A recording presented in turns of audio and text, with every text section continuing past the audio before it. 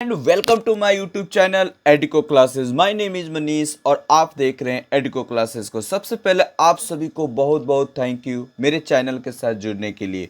अगर आप इस वीडियो को पहली बार देख रहे हैं तो प्लीज़ हमारे इस चैनल को सब्सक्राइब कर लीजिए और उसके बाद जो बेल आइकन है उसे प्रेस कर दीजिए ताकि हमारी हर वीडियो का नोटिफिकेशन आपको सबसे पहले मिले और आपकी प्रिपरेशन और भी अच्छी डायरेक्शन में मूव ऑन हो। जी हाँ दोस्तों, आज मैं आपके साथ जिस टॉपिक को डिस्कस करने वाला हूँ उस टॉपिक का नाम है heredity and environment. Heredity means अनुवांशिकता और इन्वायरमेंट मीन्स वातावरण। अनुवांशिकता और वातावरण, हेरिडिटी और इन्वायरमेंट को डिस्कस करने वाला हूँ। ये क्लास 3 होने जा रहा है जो आपको C TET, UP TET, S TET, DSSB, KVS, NVS, BEd, DLEd के लिए काफ़ी ज़्यादा इम्पॉर्टेंट होते हैं। सी टेट और जो अदर टेट्स होते हैं, यूपी टेट्स होते हैं, उसमें इससे क्वेश्चंस हर साल पूछ दी जाती है। आप प्रीवियस क्वेश्चंस उठा के देखोगे ना तो उसमें हमेशा पूछा हुआ क्वेश्चंस रहेगा। इसलिए ये टॉपिक, इस सेशन, आज का क्लास काफ़ी ज़्यादा इम्पॉर्टेंट है। इसमें मैं आपको इस सारा क्रिप्सी नोट्स प्रोवाइड कर रहा हूँ, शॉर्ट नोट्स प्रोवाइड कर रहा हूँ जो आपको एग्जाम्स के पर्पज़ से काफ़ी ज़्यादा इंपॉर्टेंट होगी, और साथ ही साथ जो प्रीवियस ईयर का क्वेश्चंस है उसको भी डिस्कस कर रहा हूँ topic wise.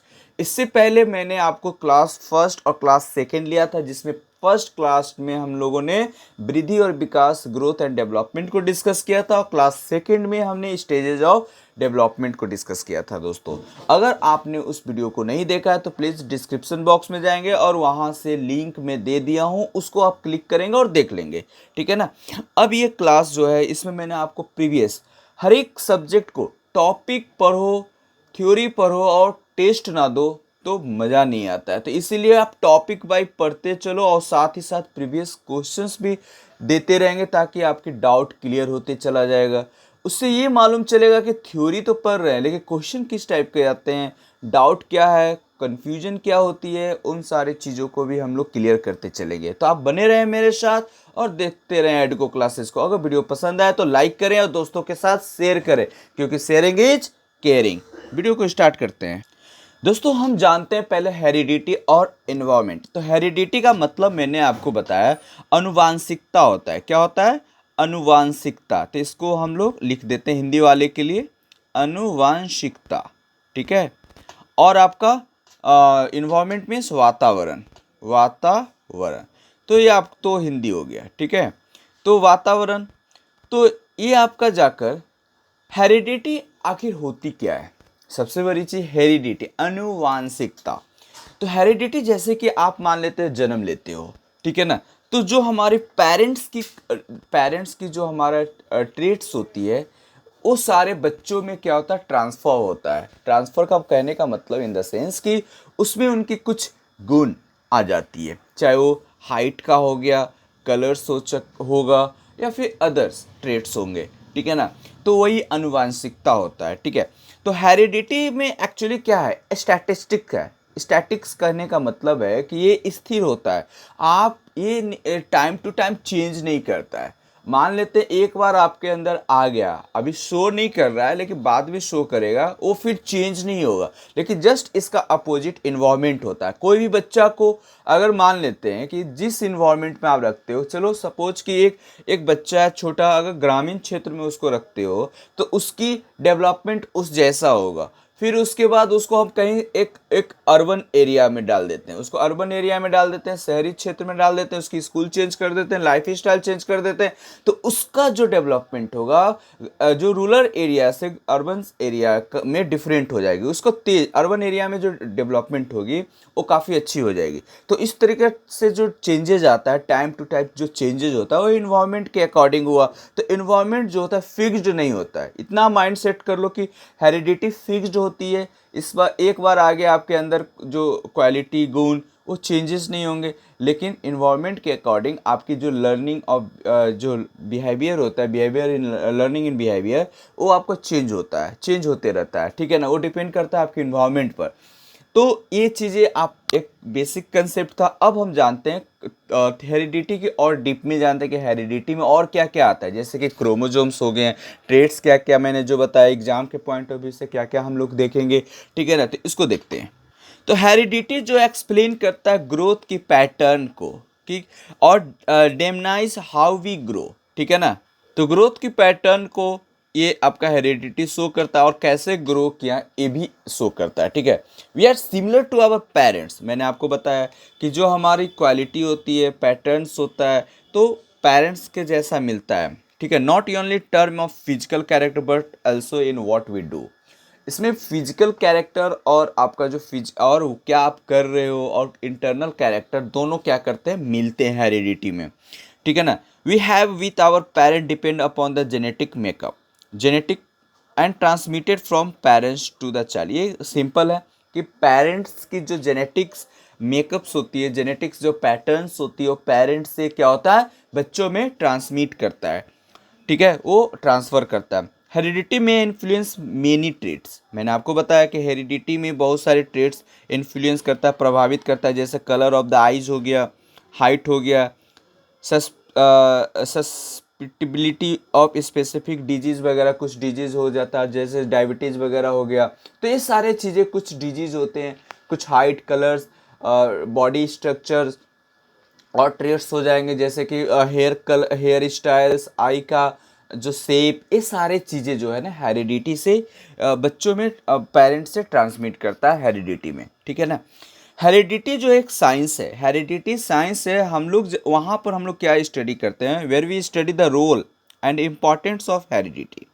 Heredity is a science, और स्टडी हम करते हैं कि क्या रोल है, क्या इम्पोर्टेंस है हेरिडिटी का हमारे लाइफ में। इसमें हम लोग स्टडी करते हैं जीन्स को, क्या करते हैं स्टडी, जीन को स्टडी करते हैं, GENES, जीन्स, ठीक है। और इसमें जो ट्रांसमिटेड होता है from one generation to another, जो जीन्स होता है, तो हेरिडिटी में मेनली स्टडी जो की जाती है, जीन का स्टडी की जाती है, और वो ट्रांसमिट करता है one generation to another generation, और ये इन्फ्लुएंस करता है, और कोई भी जैसे ट्रांसमिट करता है और हमारे लाइफ को इन्फ्लुएंस करता है, प्रभावित करता है, ठीक है। तो जैसे कि इसमें ट्रांसमिट कैसे होता है कि जैसे मैंस यानी कोई भी आदमी का स्पर्म होता है, स्पर्म सेल, वो कांटेक्ट होता है ओवम में, और दिस क्रोमोजोम्स कैरी हेरिडिटी। जो क्रोमोजोम्स होते हैं, आपको मालूम होना चाहिए कितने क्रोमोजोम्स होते हैं, तो 46 होते हैं, 46 होते हैं क्रोमोजोम्स, और 23 पेयर में होते हैं। तो इस क्रोमोजोम जो होता है, ये क्रोमोजोम ट्रांसमिट करता है जब स्पर्म सेल, जब आपका फीमेल यानी ओवम सेल से जो मिलता है, और मिलकर वो जो हेरिडिटी होती है वो ट्रांसमिट करता है, ठीक है ना। तो कैसे करता है, तो क्रोमोजोम्स के थ्रू, ठीक है। तो इस तरह इस सब चीज़ें हैं, देखते हैं आगे। आपको ये भी पता होना चाहिए कि अगर 22 पेयर्स, अगर क्रोमोजोम्स के 22 पेयर्स होगा, वो आपका सारे मेन और वुमेन्स में सेम होते हैं। 22 पेयर्स जो होते हैं वो मेन और वुमेन्स में सेम्स होते हैं, लेकिन जो 23 जो पेयर्स होते हैं वो आपका सेक्स क्रोमोजोम्स कहला जाता है। तो पहले हम समझते हैं कि 22 पेयर्स को क्या कहते हैं। 22 पेयर्स क्रोमोजोम्स जो होते हैं, उस क्रोमोजोम को ऑटोजोम्स कहा जाता है। हाँ दोस्तों, उसको क्या कहते हैं हम लोग, ऑटोजोम्स कहते हैं। 22 पेयर्स को क्या, 22 पेयर्स क्रोमोजोम्स को ऑटोजोम्स कहते हैं। और जो 23rd यानी 23वां जो पेयर्स बनता है उसको सेक्स, ये डिसाइड करता है, ये डिसाइड करता है कि कौन सा बेबी बॉय होगा या गर्ल होगा, ठीक है ना। तो 23rd जो क्रोमोजोम्स होता है वो आपका सेक्स क्रोमोजोम्स होता है, जो डिसाइड करता है कि बेबी गर्ल होगा या फिर बॉय होगा, ठीक है ना। ये इंपॉर्टेंट है एग्जाम के पॉइंट ऑफ व्यू से, क्योंकि ये प्रीवियस ईयर में ये पूछा गया है क्वेश्चन, तो आप लोग ध्यान रखोगे इसको। तो अब ये डिसाइड होता है कि मेल में क्रोमोजोम्स जो होते हैं, जैसे बेबी अगर जन्म हुआ, तो अगर बॉय जन्म हुआ तो उसमें जो होता है डिसिमिलर क्रोमोजोम्स होते हैं, एक्स और वाई मिलेगा, तब जाकर वो क्या जन्म लेगा, एक लड़का जन्म लेता है। लेकिन जो फीमेल होते हैं उनमें क्रोमोजोम सिमिलर होते हैं, एक्स यानी एक्स क्रोमोजोम्स होंगे तो सिमिलर होता है। आप पता है आपको, जब जिस बेबी में अगर वो एक्स वाई इस तरीके से अगर हो जाएगा, तो जो आप जेंडर देखते हो ना, ट्रांसजेंडर, तो उसमें जो क्वालिटी, जैसे मान लेते हैं एक्स वाई, तो उसमें लड़की वाली, गर्ल्स वाली क्वालिटी ज़्यादा आ जाएगी। इस वजह से वो एक्चुअली होगा तो बॉय ही होगा, लेकिन कंडीशन उसमें गर्ल्स वाली जो कैरेक्टरिस्टिक्स होगा वो ज़्यादा आ जाएगा। और सपोज करो कि अगर मान लेते हैं एक्स वाई वाई करके इस तरीके से आएगा, तो बॉयज वाली कैरेक्टरिस्टिक्स ज़्यादा आएगी, ठीक है ना। तो इस तरीके का जो क्रोमोजोम्स होते हैं उसमें ट्रांसजेंडर का जन्म होता है बेबी में, तो हम लोग उसको पहले सोसाइटी क्या मानती थी, उसको एक बायस करता था, है ना। अभी भी वही कंडीशन देखने को मिलता है। तो अब थोड़ा सा क्या है कि सरकार गवर्नमेंट उसको प्रेफर कर दी है, उसको मौका दे दी है, उसको सभी जगह मतलब फॉर्म फिलअप करने में एक मतलब कह सकते हैं कि उसको एक पहचान आइडेंटिफाई कर दी है, जिससे वजह से उनको भी समाज में इज्जत मिलने लगी है। तो इस तरीके से क्रोमोजोम्स होते हैं। तो अब हम बात करते हैं यहाँ पर कि फीमेल और जो मैंने बताया आपका, फीमेल में आपका सिमिलर क्रोमोजोम्स होते हैं और मेन में क्या होता है, जो आदमी होते हैं मेन में जो आपका डिसिमिलर क्रोमोजोम्स होते हैं, ठीक है। तो इससे पता चला कि हमारे पास दो क्रोमोजोम्स होते हैं, दो टाइप्स का क्रोमोजोम्स होता है, एक होता है एक्स होता है, एक होता है वाई होता है। आपको ये भी बताते चले कि एक्स जो क्रोमोजोम्स होते हैं वो लॉन्ग होते हैं, लंबा होता है, और वाई जो क्रोमोजोम्स होता है वो आपका स्मॉल होता है, छोटा होता है। एक्स क्रोमोजोम जब फीमेल और कंबाइंड विथ एक्स, तो फीमेल बेबी का जन्म होता है, मैंने आपको बता दिया। और जब एक्स क्रोमोजोम वाई क्रोमोजोम के साथ टाई अप करता है तो बेबी कौन सा जन्म होता है, मेल बेबी जन्म होता है, एक्स और वाई, ठीक है। ये ध्यान रखेंगे। As we know normal combination is X Y and X X, but sometimes जो मैंने एबनॉर्मेलिटी की बात की है, जैसे अभी हमने बताया ट्रांसजेंडर की, तो वो एबनॉर्मेलिटीज केस में ऐसा होता है कि जैसे कि एक्स एक्स वाई होना और एक्स वाई वाई होना और एक्स ओ होना, ये सारी चीज़ें क्या होता है, ये एबनॉर्मेलिटी केस में होता है। जब क्रोमोजोम्स की परसेंटेज एक से ज़्यादा कोई सिमिलर क्रोमोजोम बढ़ जाना, तब वो बेबी क्या होगा, उसमें एबनॉर्मल कैरेक्टरिस्टिक्स आ जाती है, ठीक है ना।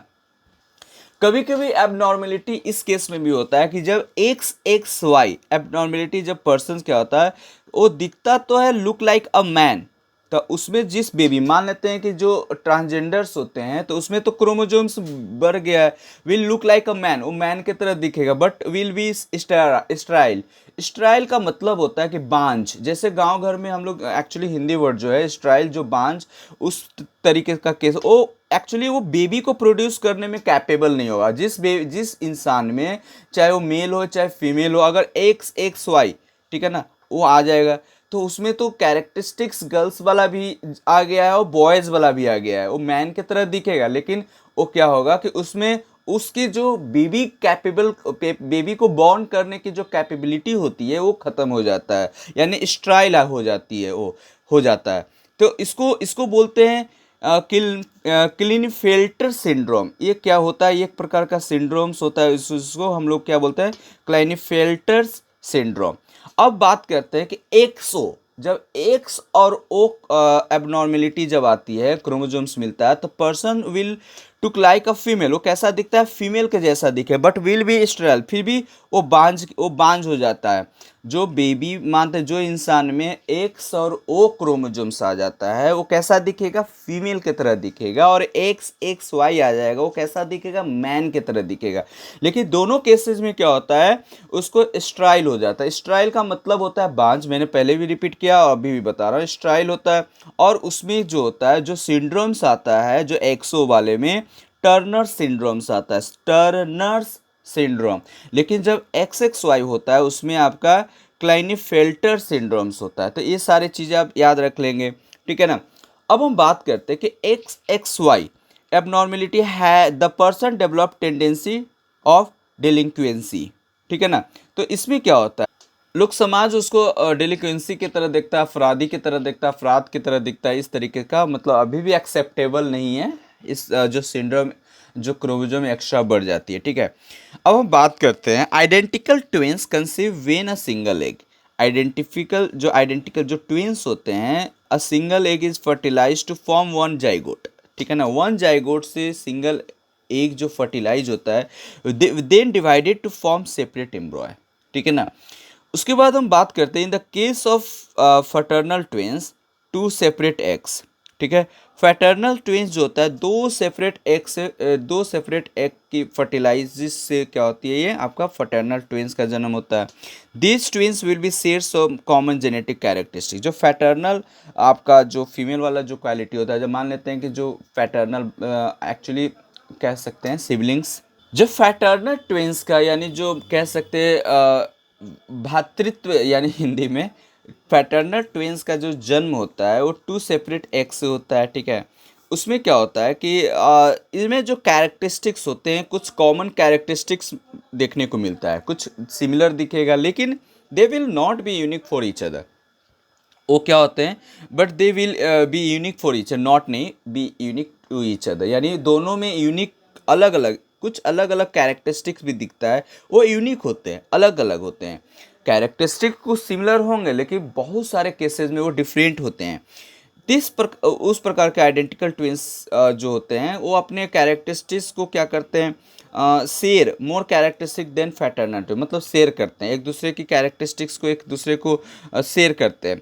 ओनली आइडेंटिकल ट्विंस जो होता है can share exactly similar genetic characters. जो आइडेंटिकल ट्विंस होते हैं वो एग्जैक्टली सिमिलर जेनेटिक कैरेक्टरिस्टिक्स क्या होते हैं, शेयर करते हैं। लेकिन फैटर्नल ट्विंस ऐसे समझो कि फैटर्नल ट्विंस जो होता है वो अलग अलग कैरेक्टरिस्टिक्स को भी शेयर कर सकते हैं, लेकिन जो आइडेंटिकल ट्विंस होते हैं उसमें क्या होता है, जो सिमिलर एग्जैक्टली जो मिलेंगे कैरेक्टरिस्टिक्स उसी को शेयर करते हैं। Fraternal twins are ordinary sibling. Fraternal twins होता है जैसे सिबलिंग का मतलब अपना सहोदर भाई, as they do not have similar genetics formation, ठीक है ना। तो फैटर्नल जो पॉसिबिलिटी जो होती है फैटर्नल की, वो मतलब सिमिलरिटी जो वेरी हाई हो जाती है किसमें, आइडेंटिकल ट्विंस में, यानी as a they develop from single fertilize ovum.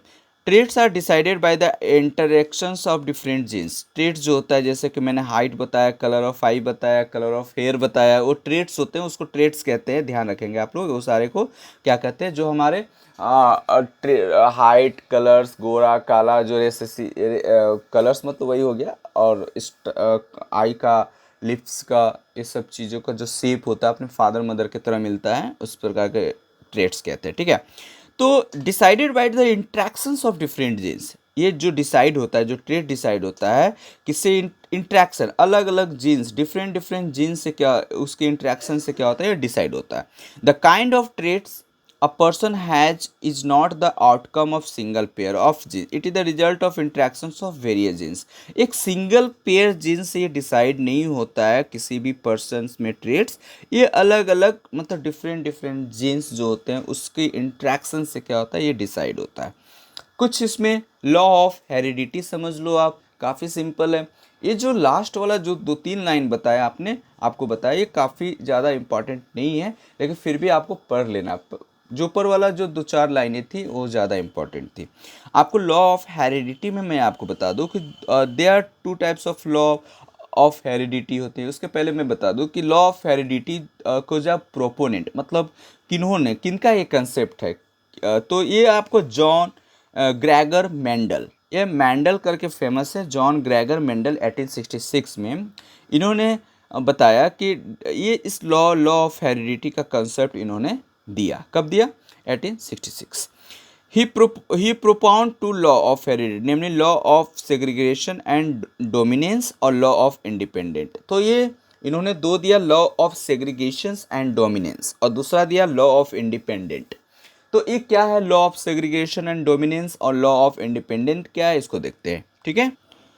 तो law of segregation and dominance जो होता है कि ये जो ट्रेट्स होता है वन जीन और not manifest in one generation, it does not mean कि वो मर चुका है। कहने का मतलब है कि अगर फादर में जो जीन्स, फादर में अगर जो जीन्स है, जो प्रॉब्लम्स है, अगर बेटे में ट्रांसमिट उसको दिखा या नहीं दिखा, इसका मतलब ये नहीं है कि वो जीन्स ख़त्म हो गई है, ठीक है ना। तो फादर में अगर वो फादर से अगर बेटे में ट्रांसमिट कर गया है तो वो दिखेगा या नहीं दिखेगा, उससे केस में ये नहीं है कि अगर नहीं दिखेगा तो इसका मतलब ये नहीं है कि दे डाई, यानी दे डाई का मतलब है कि वो जीन मर गया है। शायद वो ट्रेट्स जो है जो आपका they will survive may come to the force became dominant in future generation, शायद वो ग्रैंडसन में दिखे, ठीक है ना। जैसे कि एक मान लेते हैं कि एक कॉमन आप ऐसे समझो कि ये क्या है, आपका एक बेबी है, मान लेते हैं फादर है, एफ है, और ये सन है, ठीक है ना, और ये ग्रैंडसन है, ठीक है। तो इस तरीके से आप समझो कि ये ग्रैंडसन है, तो फादर से बहुत सारे जीन इसमें ट्रांसमिट हुआ, लेकिन इसमें दिखा नहीं हो, शो नहीं किया, कोई बीमारी हो चाहे कोई किसी प्रकार का कोई जेनेटिक्स प्रॉब्लम हो, वो नहीं दिखा। लेकिन ये चीज़, इसका मतलब ये नहीं है कि ये डाई कर गया, मर गया, ये फिर सन से फिर ग्रैंडसन में ट्रांसमिट करेगा, जीन जो है एक दूसरे में ट्रांसमिट करता है, तो शायद वो ग्रैंडसन में दिखे। जो जीन जो है, जेनेटिक जो प्रॉब्लम्स है वो ग्रैंडसन में दिखे, ठीक है ना। तो ये पॉसिबिलिटी बनती है, इस प्रकार की पॉसिबिलिटी लॉ ऑफ सेग्रीगेशन कहलाता है। That has so may not express that problem explicitly but the grandson में so just as she does now. तो इस प्रकार का इसमें दिखने लगा ग्रैंडसन में। तो ग्रैंडसन में जब दिखने लगा तो इस प्रकार का जेनेटिक्स को क्या कहते हैं, जीन्स को जो ट्रांसमिट जीन्स करना, लॉ ऑफ सेग्रीगेशन या डोमिनेंस कहते हैं। अब हम बात करते हैं लॉ ऑफ इंडिपेंडेंट असॉर्टमेंट। तो लॉ ऑफ इंडिपेंडेंट असॉर्टमेंट में क्या कहा गया है कि ये एक्सप्लेन करता है कि distribution of one genetic traits does not influence the distributions of other traits. ये क्या होता है कि एक जेनेटिक ट्रेट्स जो है ये दूसरे ट्रेट्स को इन्फ्लुएंस नहीं करता है, the distributions of other traits. जैसे कि अ white family, all will be white but their height में वेरी। कभी कभी गोरे फैमिली जो फादर मदर अगर हैं गोरा गोरा, तो बच्चा भी, बेबी भी क्या होगा, गोरा होगा। लेकिन क्या होगा, कोई ज़रूरी नहीं है कि हाइट, अगर फैमिली फादर का हाइट अगर बड़ा है, लंबा है, तो बेटा का भी हाइट लंबा होगा या बड़ा होगा, ठीक है ना। तो वैरी कर सकता है। कहने का मतलब है कि कोई बहुत सारी चीज़ें जो होती है वो सिमिलैरिटी नहीं हो सकती है, ट्रांसमिट नहीं कर सकता है, ठीक है ना। तो इस प्रकार के चीज़ों को लॉ ऑफ इंडिपेंडेंट कहेंगे, ठीक है। अब हम बात करेंगे इन्वायरमेंट। तो इन्वायरमेंट फिक्स्ड नहीं होता है, मैंने पहले ही भी बताया। जेनेटिक्स एक बार ट्रांसमिट कर गया बच्चों में तो आपका फिक्स हो गया, ठीक है ना। वो आप कहीं भी रख दो, अमेरिका में भी रख दो, एक बच्चा अमेरिका में रख दिया, एक इंडिया में रह गया, अगर जेनेटिकल जो जो सिम्टम्स है, कैरेक्टरिस्टिक्स है, वो दिखता है। लेकिन जो इन्वायरमेंट है वो नहीं होगा ऐसा। अगर मान लेते हैं कि जो दो बच्चा, एक ही पेरेंट्स के दो बेबी जन्म लिए, एक को हम क्या करते हैं कि एक यहाँ पर रख देते हैं और एक रिचेस्ट इन्वायरमेंट में रख देते हैं, यानी कहने का मतलब है कि अमेरिका में डाल देते हैं, तो दोनों का जो डेवलपमेंट होगा वो वेरी कर जाएगा। इंटरनल जो जेनेटिक्स की मैं बात नहीं कर रहा हूँ, मैं बात कर रहा हूँ एक्सटर्नल जो बिहेवियर, चेंज इन बिहेवियर, जो बिहेवियर में चेंज होगा, जो लर्निंग होगा, इस प्रकार का जो डेवलपमेंट होगा वो चेंज कर जाएगा। क्यों चेंज किया, क्योंकि वो बेस इन्वायरमेंट पर, यानी इन्वायरमेंट जो होता है ये फिक्स्ड नहीं होता है। इन्वायरमेंट जो होता है फिक्स्ड नहीं होता है, ठीक है, टाइम टू टाइम चेंज होते रहता है।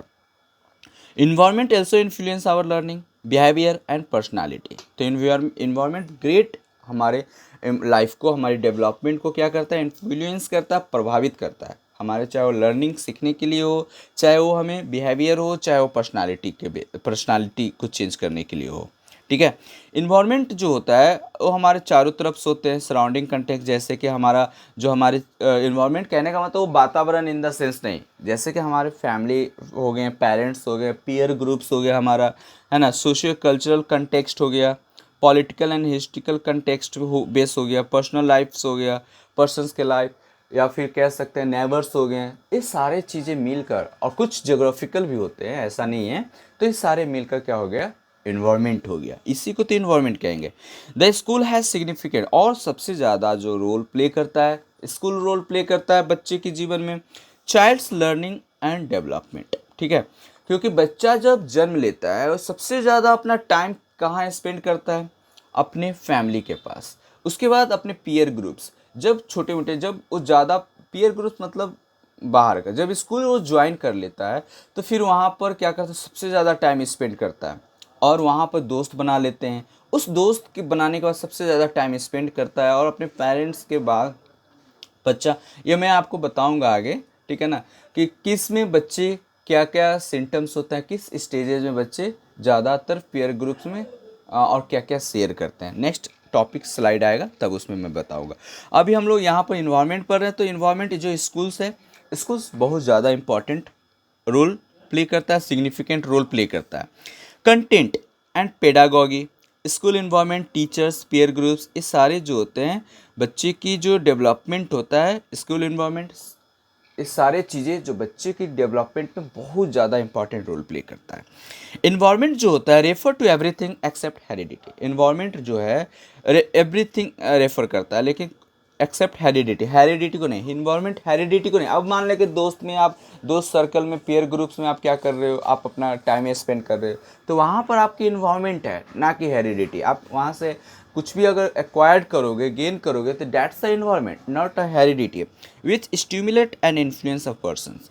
It include the persons family life, है ना, पर्सन्स की family life, social life, economical life, peer groups, education and so on. ये सारे इन्वायरमेंट में आ जाएंगे। आपकी आई होप ये समझ में आ रही होगी चीज़ें, ठीक है ना। वीडियो पसंद आ रहा होगा तो लाइक कीजिए, दबा कर लाइक कीजिए, दोस्तों के साथ शेयर कीजिए, ओके। अब यहाँ पर एक क्वेश्चन आती है, एक पूछा जाता है कि जैसे कि हेरिडिटी और एनवायरनमेंट, द डिबेट हेरिडिटी और environment also known as nature versus nurture. तो नेचर किसे कहोगे? तो नेचर हम हेरिडिटी को कहेंगे। नेचर कहा जाता है ना, नेचर एंड सिग्नेचर चेंज नहीं होता है। तो नेचर क्या होता है? नेचर हेरिडिटी को कहेंगे, ठीक है ना।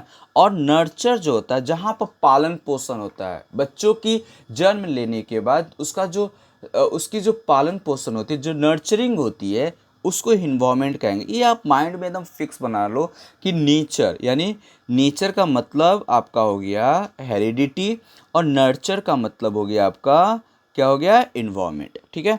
तो नेचर और नर्चर जो होता है हमारे चाइल्ड डेवलपमेंट में, यानी बच्चे की चाइल्ड डेवलपमेंट में बहुत ज़्यादा इन्वायरमेंट इंपॉर्टेंट रोल प्ले करता है। तो मैंने आपको बताया हेरिडिटी और इन्वायरमेंट। जब एक एग्जाम्पल से समझते हैं कि दो बच्चे हैं, एक ही फैमिली के दो बच्चे, getting the same treatment will still have different rates of development, ठीक है ना। तो कहने का मतलब है कि अब डिपेंड करता है कि ट्रीट दोनों बच्चे को एक साथ किया जा रहा है, और दोनों में जेनेटिक्स सिम्टम्स एक ही होगा, लेकिन जो डेवलपमेंट होगा कोई ज़रूरी नहीं है कि अगर मान लेते कोई बच्चा का इंट्रैक्शन अलग हो तो वो दोनों में क्या होगा? डिफरेंट क्या करेगा? डेवलपमेंट होगा। Not only this there intelligence level but also will also different from one another. Intelligence level को भी डिफरेंट होगा। ऐसा नहीं है कि जो इंटेलिजेंसी लेवल होगा उस दोनों बच्चे में सेम होंगे। हेरिडिटी तो ठीक है, उसमें जो ट्रेड्स है वो दिख रहे हैं से, लेकिन जो डेवलपमेंट होगा, जो इंटेलिजेंसी होगी, जो बुद्धि आएगी, जो विजडम आएगी, वो सारे जो लर्निंग होगा वो अलग अलग होगा, अलग अलग हो सकता है, बिल्कुल होगा, ठीक है ना। तो this show that the heredity है द ग्रेट इन्फ्लुएंस। तो but on the other hand when twins और nurture different environment they are seen to develop differently.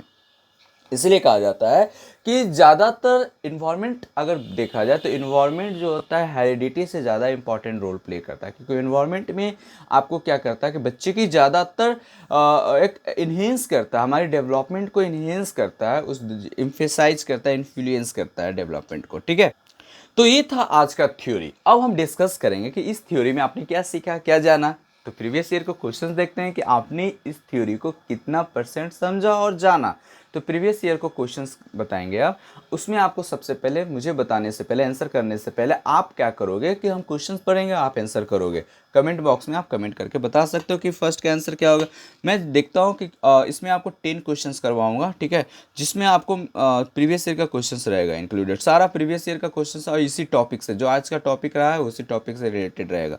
तो देखते हैं। तो फर्स्ट क्वेश्चन जो है 2018 में पूछा गया है, सीटेट के एग्जाम्स की में 2018 में पूछा गया है, वो फर्स्ट क्वेश्चन है, उसको पढ़ते हैं, आप देखेंगे, आप करेंगे, खुद से करेंगे पहले। Which one of the following statement is true about the role of heredity and environment. अब बताइए, हेरिडिटी और एनवायरनमेंट के रिगार्डिंग इसमें से कौन सा स्टेटमेंट हेरिडिटी और एनवायरनमेंट के रिगार्डिंग सही है, ठीक है ना। तो पहला ऑप्शन सुनते हैं। A child ability to learn and perform is completely decided by the genes, ठीक है। Good care and nurtures diet can fight off any disorder a child is born with, ठीक है। Next option, environment play a significant role only in the child language development, okay। Now certain aspect of development are influenced more by heredity and other more by environment। तो आप मुझे बताएं इसका answer क्या होगा। आपने आंसर सोचा? चलिए, तो आंसर पहले हम समझते हैं, आंसर जानने से पहले हम समझते हैं इसका मीनिंग, सारे ऑप्शन का meaning. A child ability to learn, जो बच्चे की एबिलिटी है वो लर्न करता है, वो सिखाता है, perform, completely decided by the genes, नहीं, कंप्लीटली। देखिए, आपको अगर 3 ऑप्शन छांटना आ जाए तो समझो कि आपका बेड़ा पार हो गया। अगर देखो यहाँ पर जो जीन्स है, जीन यानी सिर्फ जीन, कंप्लीटली जीन से ही डिसाइड होती है बच्चे की एबिलिटी, बच्चे की परफॉर्मेंस, बिल्कुल नहीं, इन्वायरमेंट का भी रोल होता है। तो इसलिए फर्स्ट ऑप्शन क्या हो जाएगा? गलत हो जाएगा। Second, good care and nurturance. Good care, nurturance का मतलब नर्चरिंग, पालन पोषण करना, केयर का मतलब ख्याल रखना, और diet can fight of any disorder child born with, यानी किसी को नर्चरिंग करना, केयरिंग अच्छे से करना, क्या किसी डिसऑर्डर को ख़त्म किया जा सकता है? फाइट ऑफ एनी डिसऑर्डर, बिल्कुल नहीं, ये ऑप्शन गलत है। Environment play significant role only, अब यहाँ पर देखिए फर्स्ट ऑप्शन में जीन्स ओनली बोल दिया था, यहाँ पर इन्वायरमेंट ओनली बोल दिया है, ये भी गलत है। चाइल्ड यानी चाइल्ड लैंग्वेज जो होता है, चाइल्ड लैंग्वेज डेवलपमेंट जो होता है आगे पढ़ेंगे, ठीक है। बाइगोस्की सॉरी आपका ये चोमेस्की का नाम चोमेस्की का था, लैड वगैरह। तो उसमें क्या है कि जो कह रहा है कि लैंग्वेज डेवलपमेंट में क्या सिर्फ इन्वायरमेंट का ही रोल होता है, बिल्कुल नहीं, उसमें हेरिडिटी का भी रोल होता है, इसलिए third option is wrong. And fourth को देखते हैं, certain aspect of development are influence, देखिए influenced more by heredity and other more by environment. तो यहाँ देखिए इन्वायरमेंट को ज़्यादा तवज्जो दिया गया है, किसके कंपेयर में? हेरिडिटी में, लेकिन दोनों को दिया गया है, ठीक है ना। इस वजह से ऑप्शन नंबर 4 इज डी हमारा सही होगा, यानी ऑप्शन डी सही होगा। ये 2018 में पूछा हुआ क्वेश्चन है, ऐसे क्वेश्चन हमेशा पूछी जाती है, ठीक है ना। जो आपको लगेगा कि सारा आंसर सही है, तो आपको करना क्या होगा इस कंडीशन में? आपको 3 ऑप्शन, आपकी वर्ड को पकड़ना होगा, उस वर्ड को आपको देखना होगा कि वर्ड क्या कह रहा है अच्छे से। अगर जब मान लेते एक लाइन में आप पढ़ रहे हो, अगर नहीं समझ आ रही तो आप ब्रेक कर करके पढ़ो, उसे स्लो मोमेंट में पढ़ो, ताकि आपकी पूरी क्वेश्चंस अच्छे से समझ में आ जाए, ठीक है ना। नेक्स्ट क्वेश्चन पर आते हैं। नेक्स्ट क्वेश्चन आपका दिया हुआ है कि 2015 में ये क्वेश्चन पूछा गया है, सीटेट की एग्जाम के 2015 में ये पूछा गया है। क्वेश्चन क्या है देखते हैं। What is meant by nature, अरे अभी तो बताया थे थ्योरी में, नेचर और नेचर नर्चर क्या होता है? कंट्रोवर्सी। तो दिस इन्वायरमेंट अराउंड अस, सिर्फ इन्वायरमेंट, बायोलॉजिकल गिव्स और the heredity information, okay. Temperament of individual, बिल्कुल भी नहीं, ये तो ऑप्शन गलत है, फर्स्ट भी ऑप्शन आपका क्या है? गलत है। कॉम्प्लेक्स फोर्स, कॉम्प्लेक्स जैसे ही आ गया ये गलत हो जाएगा ऑप्शन, क्योंकि कॉम्प्लेक्स फोर्स कभी नहीं होता है फिजिकल और सोशल वर्ल्ड में। तो ऑप्शन बायोलॉजिकल गिवेंस और द हेरिडिटरी इंफॉर्मेशन होगा, यानी बायोलॉजिकल जो गिवेंस होगा वो, और आपका क्या होगा? Environment, heredity information. तो these are option second is correct answer, ठीक है। Now come on next top questions. तो ये भी क्वेश्चंस आपका एग्जाम 2015 में पूछा गया है सीटेट में। In the context of nature nurture debate which of the following, ठीक है, statement seems appropriate to you. तो इसमें आप क्वेश्चंस को अच्छे से पढ़ो आप, ठीक है ना। A child is like a blank slate, child का जो दिमाग होता है वो ब्लैंक स्लेट के होता है। हुच कैरेक्टर कैन बी मोल्डेड, उसकी जो कैरेक्टर्स है, उसकी जो क्वालिटी है, उसको मोल्डेड किया जाता है ना, उसमें भरा जाता है, उस स्लेट में फुलफिल किया जाता है। इन्वायरमेंट यानी जो बाहरी इन्वायरमेंट होता है उसके अकॉर्डिंग, उससे उसका स्लेट भरता है, ये इसका मीनिंग हो गया। सेकेंड ऑप्शन देखते हैं। Environmental influence only have a little value in shaping of a child's behaviour which is primarily genetically determined. तो इन्वायरमेंट जो होता है सिर्फ और सिर्फ उसके छोटे से वैल्यू को इन्फ्लुएंस करता है, उसकी वैल्यू शेपिंग चाइल्ड की इन्फ्लुएंस करता है, उसके बिहेवियर को इन्फ्लुएंस सिर्फ करता है, बिल्कुल भी नहीं होगा आंसर, ये कट रहा है। Heredity and environment are inseparably interwoven and both influence environment, ये भी गलत हो गया, क्योंकि हेरिडिटी और इन्वायरमेंट जो होता है अलग अलग नहीं होता, इनसेपरेबली नहीं होता है, और ये बोथ इन्फ्लुएंस डेवलपमेंट।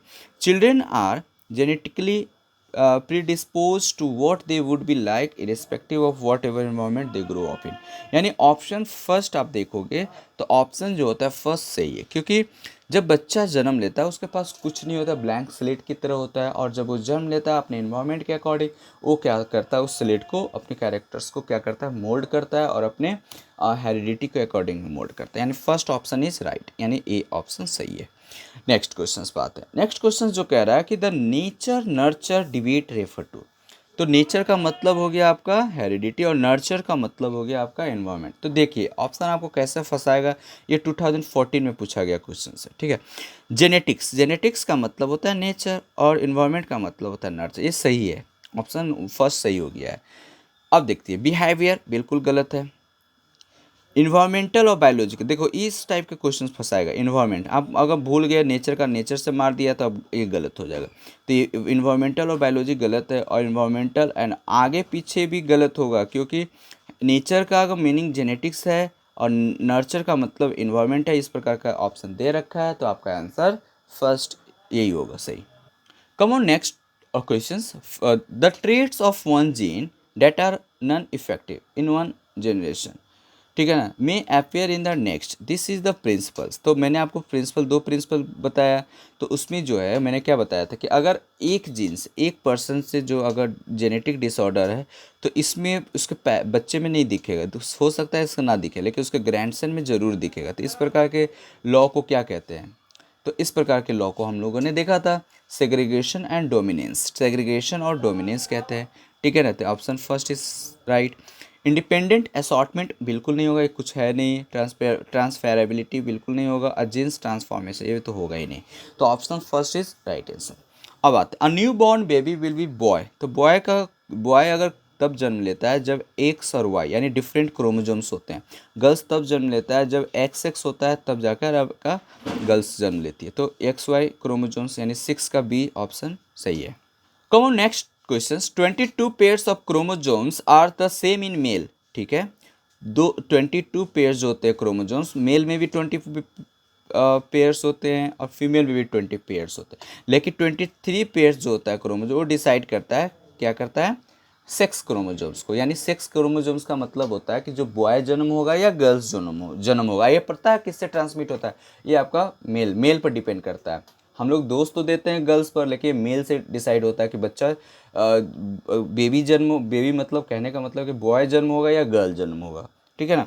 तो यहाँ पर वो चीज़ नहीं, यहाँ क्वेश्चन पूछा जाए कि 22 पेयर्स जो होते हैं मेल और फीमेल में सेम होते हैं, उसको क्या कहते हैं, तो उसको ऑटोजोम्स कहते हैं। हमने थ्योरी में पढ़ाया था आपको ऑटोजोम्स, है ना। सिमिलरोजोम्स क्या होता है, ये फालतू का है, कुछ भी नहीं है। वाई वाई क्रोमोजोम ये भी नहीं होगा, एक्स एक्स क्रोमोजोम, तो यानी ऑप्शन फर्स्ट सही है।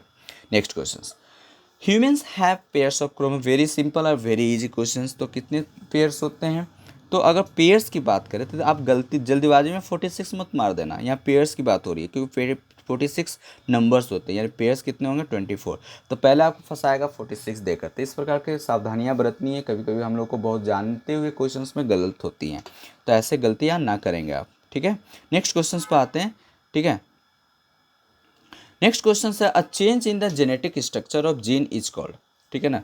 तो a change in genetic structure में जो चेंजेज होता है ऑफ ए जीन के जेनेटिक स्ट्रक्चर में जो चेंजेज होता है उसको क्या कहते हैं, ट्रांसलोकेशन बिल्कुल नहीं, डुप्लीकेशन अरे नहीं भाई, डुप्लीकेशन कहाँ से आएगा, इन्वर्जन बिल्कुल नहीं, इन्वर्जन कन्वर्जन ये सब इस पर नहीं पढ़ना है, ठीक है। Mutation is right answer. Next, इस आज का वीडियो का सबसे लास्ट क्वेश्चन को डिस्कस करने वाला हूँ। इसका नाम है, जो क्वेश्चन है, human development is the result of. Human development जो होता है किस चीज़ को क्या है, तो ओनली इन्वायरमेंट बिल्कुल नहीं, इन्वायरमेंट नहीं अफेक्ट करता है, सिर्फ हेरिडिटी भी अफेक्ट नहीं करता है। आप ब्रिंगिंग एंड एजुकेशन बिल्कुल नहीं। ह्यूमन डेवलपमेंट का मतलब होता है इंट्रैक्शन बिटवीन हेरिडिटी और इन्वायरमेंट, यानी इन्वायरमेंट और हेरिडिटी को इंट्रैक्शन दोनों में होता है, उसी को हम तो डेवलपमेंट कहते हैं। This is the last question. आपको वीडियो कैसा लगा आप मुझे बताएंगे कमेंट करके, फीडबैक देना आपका बहुत ज़रूरी है। फीडबैक आप देंगे तो मुझे मालूम चलेगा कि आप आपको समझ में आ भी रहा है या नहीं। और वीडियो को शेयर करें, लाइक करें। नेक्स्ट वीडियो के साथ मिलते हैं, तब तक के लिए आपका दिन बहुत ही अच्छा, अपना ख्याल रखिएगा। Have a good day, take care.